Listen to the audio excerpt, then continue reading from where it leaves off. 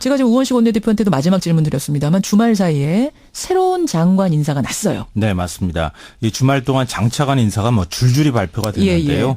교육, 법무, 국방, 환경, 노동 이 주요 부처 장관 자리하고 국세청장을 비롯해서 문체부, 환경부 등 차관급 인선도 이루어졌습니다. 그렇죠. 뭐 여기에 정치권이 깜짝 놀랐다는 반응도 나오는데요. 예. 이 정치권에 충격파 던진 주말 장차관 종합 인사 세트. 이 뉴스의 행간을 좀 살펴볼까 합니다. 종합 인사 세트. 과자 종합 세트가 아니고 종합 인사 세트. 생각보다 셌고요. 네.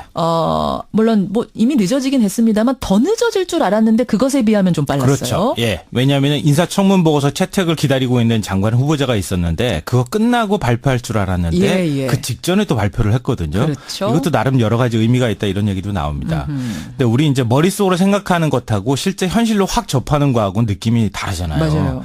딱 교육 김상곤, 법무 안경환, 국방 송영무 이 세 이름이 딱 나오는 순간 이거 예측은 다 했는데 뭔가 좀 세다, 뭔가 좀 다르다 이런 느낌 받은 분들 굉장히 많을 것 같아요. 그렇죠. 그러니까 게다가 강경화 외교장관 후보, 김상조 공정위원장 후보 이 야당의 청문 보고서 채택 거부하면서 지금 강경 대치하고 있는 상황이잖아요. 예. 이런 상황에서 문재인 색깔이 뚜렷한 개혁 성향이 강한 인물들을 장차관에 임명을 하니까 예. 야당 입장에서는 이거 뭐지? 뭐 이런 생각을 사실은 할 수가 있는 거죠. 자유한국당 보훈 인사다, 코드 인사다 네, 이런 그런 얘기 논평이 좀 나오죠. 대번 나왔어요. 예. 여간의 청문 대상자들이 종합 선물 세트처럼 줄줄이 쏟아져 나왔는데 국회가 이번 주에 아주 정신없는 한 주를 보낼 것 같습니다. 왜요? 문 대통령 시정연설 있죠. 이 추경 문제가 거론될 수밖에 없고요. 예. 김상조, 강경화, 김희수 인사청문 보고서 채택 여부가 지금 남아있죠. 예. 김부겸, 김영춘, 김현미, 도종환 인사청문회 또 개최해야 되잖아요. 이번 주입니다. 정신이 없을 겁니다. 그러네요. 그러니까 문재인 정부의 순항 여부를 결정할 운명의 일주일. 국회가 어떤 결정을 할지 마치 홍수를 만난 사람처럼 정신 차리기 힘들어질지 아닐지가 이번 주에 다 결정될 것 같습니다. 운명의 일주일, 운명을 판가름할 일주일이 시작됐다 이 말씀. 자, 종합 세트라고 말씀하셨어요. 주말에 장차관 인사. 이 뉴스의 행간에는 뭐가 숨어 있습니까? 첫 번째 인간은 대통령은 인사로 말한다입니다. 대통령은 뭐 기자는 기사로 말한다 이런 얘기는 네. 제가 들어봤어도. 검사는 수사로 말한다. 그렇죠. 대통령은 인사로 말하는 거죠. 그래요.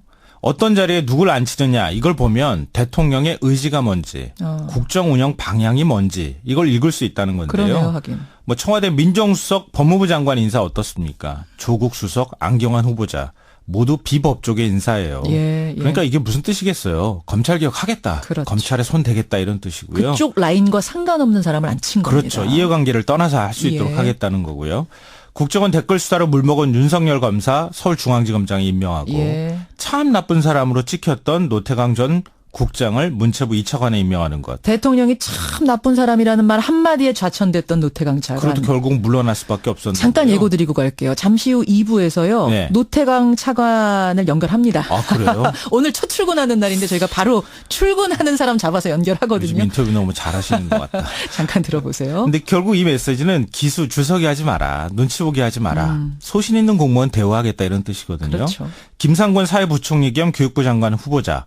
결국 뭐 이거 다 하실 거예요. 무상급식이라고 하는 상징성도 있었고요. 예. 교육개혁 중단 없이 추진하겠다는 얘기고요. 예. 해군 출신 송영무 국방부 장관 후보자. 이른바 패널 아줌마로 불렸던 김은경 환경부 장관 후보자. 예. 결국 국방개혁 지속 가능한 발전을 하겠다 이런 뜻이고. 그러니까 인사가 만사라는 말이 있고 지난 정부 때는 망사라는 말까지 나왔는데요. 예. 문재인 대통령은 말이 필요 없습니다.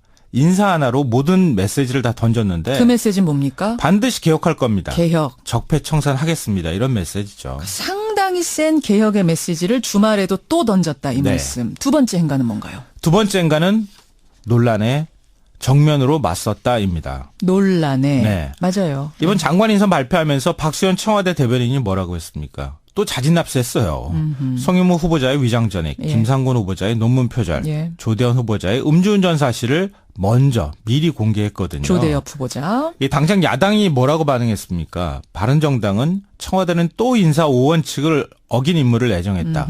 국민의당은 청와대의 선제적 고백이 곧바로 면제가 되는 것은 아니다. 이렇게 경고를 하고 나섰습니다. 그렇죠. 그러니까 청와대가 이런 야당의 반응을 몰랐을까요? 예상했을 거예요. 네, 맞아요. 당연히.